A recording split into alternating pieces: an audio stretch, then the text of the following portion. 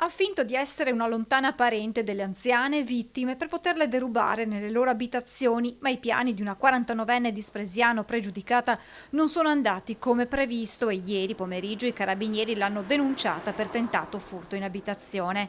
Lo scorso 22 agosto la 49enne era riuscita ad entrare nelle case delle due anziane facendo credere loro di essere una parente. Una volta conquistata la fiducia delle signore si era introdotta negli appartamenti, iniziando a girare tra le stanze rovistando nei cassetti, ma le padrone di casa non sono cadute nella trappola e insospettite dal comportamento della donna l'hanno seguita sorprendendola a rubare i loro effetti. A quel punto hanno messo in fuga la 49enne e hanno denunciato tutto ai carabinieri che si sono messi sulle tracce della ladra individuata poco dopo. La donna è risultata non essere nuova a questo tipo di comportamenti, già conosciuta dai militari di Spresiano che hanno provveduto a denunciarla dopo il formale riconoscimento da parte delle vittime.